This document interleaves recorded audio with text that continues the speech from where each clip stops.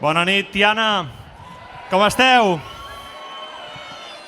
Un any més ens apleguem aquí, a la plaça de la Vila, per donar inici a la Festa Major, acompanyats de la cultura popular, pels gegants i capgrossos, pel sardafoc i la dansardana. Quan surt la lluna, en aquesta terra, el meu cor s'aferra, canta Pau Riba. Celebrem i fem poble, amb el goig de la Festa Major, però també amb el pensament posat en aquells pobles que avui no poden celebrar, com el de Gaza.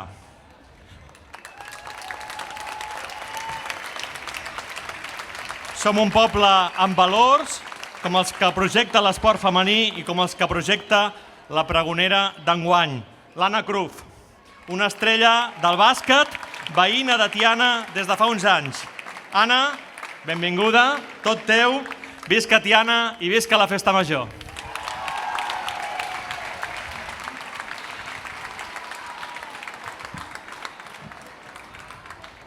Bona nit, Tiana. Il·lustríssim alcalde, regidors i regidores, autoritats i a tot el poble de Tiana, bona nit. Em presento per si algú no em coneix. Soc l'Anna Cruz Lebrato, jugadora de bàsquet professional, ara ja retirada i veïna orgullosa d'aquest poble que estimo. Jo no vaig néixer a Tiana, però fa 8 anys que hi visc i ara ja no m'imagino vivint enlloc més. Quan vaig arribar no coneixia ningú. Venia de voltar pel món, de ciutats gegants, d'estadis plens, però aquí vaig trobar una cosa que no surt a cap estadística, una manera de viure que acull. Tiana és d'aquells pobles on la gent et saluda, on els noms es recorden i on et sents part d'una comunitat encara que arribis de fora. I això és molt valuós, perquè fer sentir a algú que és benvingut també és una forma de cuidar. I això, aquest poble, us ha fet molt bé.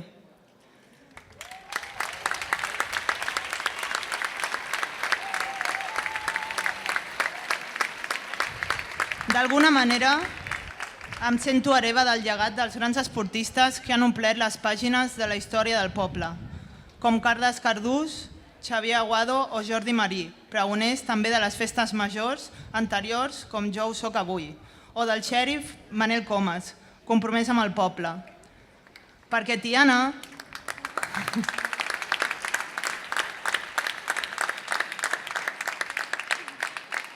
també té un marcador històric d'esportistes que han fet ressonar el nom del poble a tot el món. I una pedrera de nous valors que seguiran marcant el camí de l'esport a Tiana en un futur. Durant anys he recorregut el món gràcies al bàsquet. Badalona, Rússia, Turquia, Nova York, Minnesota. He jugat a les millors lligues professionals de bàsquet i he compartit pista amb les millors jugadores del món. I sí, també vaig guanyar un anell de campiona de la WNBA, com els Gasol, però en femení.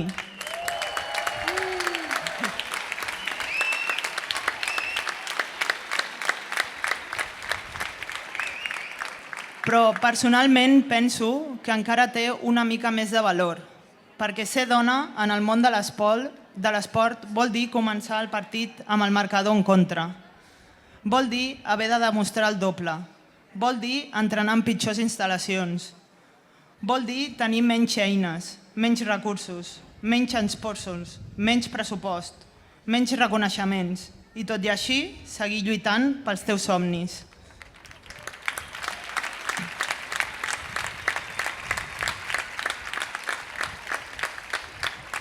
L'endemà de guanyar l'anell de la WNBA amb les Minnesota Lynx, un dels diaris més importants va publicar una portada. Jo hi sortia, sí, en petit i a una cantonada. I en gran, en plena portada, qui hi sortia era el Messi, en pijama. Perquè havia penjat una foto de Nadal a Instagram. Clar, jo havia guanyat la millor lliga professional de bàsquet del món, l'única catalana en aconseguir-ho. Ella havia estrenat pijama. Prioritats.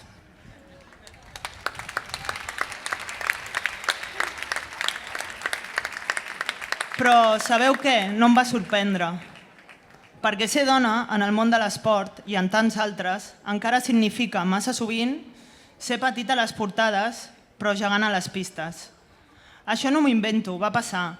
I no és que tingui res en contra del Messi, al contrari, és una bèstia del futbol, però aquesta anècdota diu molt de com es tracta l'esport femení, i no només als diaris, a les teles, als clubs, a les grades, i això no ho podem seguir acceptant com si res, perquè no és només una qüestió de visibilitat, és una qüestió de justícia i de respecte.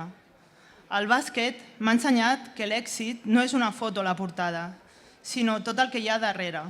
L'esforç, l'equip, la disciplina, la paciència, la constància i també el sentit de l'humor. Perquè si no tens sentit de l'humor, quan et veus en petit al costat d'un home en pijama, potser et fots a plorar. I en comptes de plorar, rius i tires i encistelles i continues lluitant.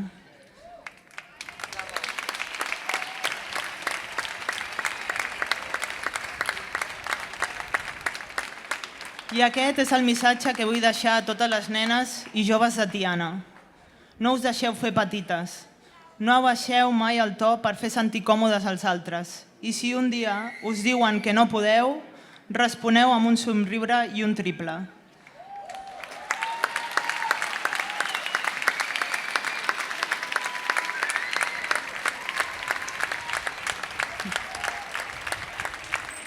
Aquí a Tiana tenim també grans exemples que ens ajuden a créixer amb aquests valors. Aquesta tarda hem pogut celebrar la primera lliga de la història d'un equip de futbol femení del poble amb el pregó infantil a càrrec de l'equip cadet femení del Centre Cultural i Esportiu Tiana. Les entitats esportives del poble, com el Centre Cultural i Esportiu Tiana, el Club Patinatge Tiana, el Club Vòlei Tiana i l'associació Festri d'Atletisme fan una feina increïble.